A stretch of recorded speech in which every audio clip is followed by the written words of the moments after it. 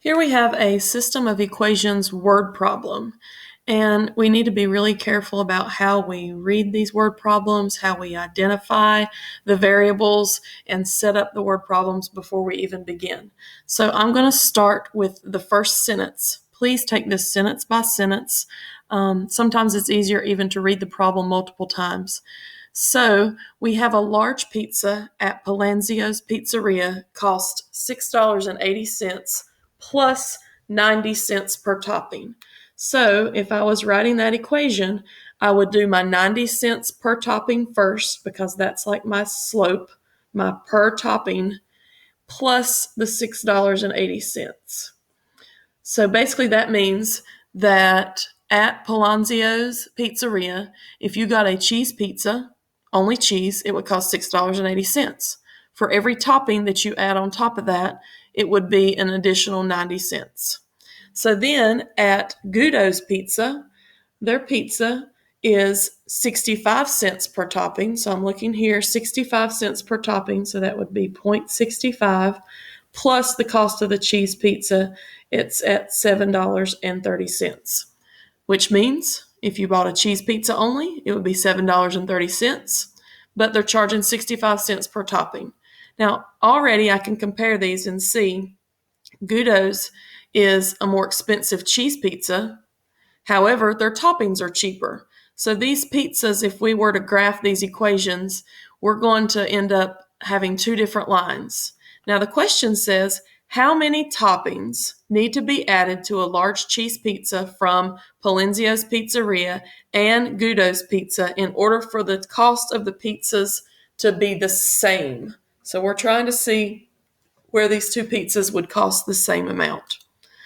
So if you look here, I wrote these equations. This is Palanzio's and this is Guido's. And here's the 90 cents per topping plus the 680, 65 cents per topping plus the 730. This is for your cheese pizzas. These are for your toppings. Notice I did a decimal for the cents and T for toppings just because that was an easier way to look for toppings. Now, I'm going to look at this with the graphing calculator. There are multiple ways to do it. You could graph these if you wanted to. It's a little harder when you have decimals. So what I'm going to do is show you how to find this on the calculator. Let's see here. So I'm going to go to y equals in the top left corner, and I'm going to type my first pizza place here and type the equation in. So I'm going to do 0.90, x is my variable, plus $6.80. And then the second one is 0.65x plus $7.30. Again, this pizza place, it starts more expensive, but their toppings are cheaper. So we're going to change at a different rate. So let's see after how many toppings would these pizzas cost.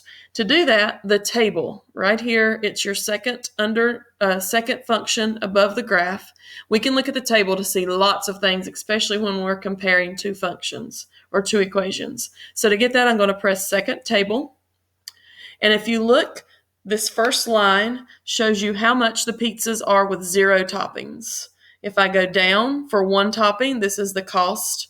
For 2 toppings, what do you notice about 2 toppings? Here, at the first pizza place, it's $8.60, and at the second pizza place, it's $8.60.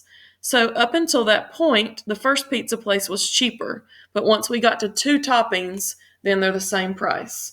So for 2 toppings, they would be the same price, and that price would be $8.60.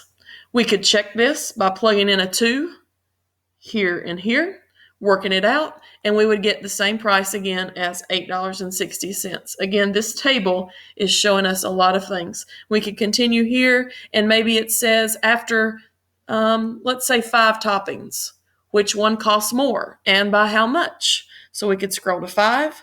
We see that the most expensive one is the first one, and we could subtract and find out exactly how much more it costs. So again, using the graphing calculator for this one and plugging both equations into y equals, and then going to your table to find all the individual values is super convenient and super helpful whenever you're comparing functions.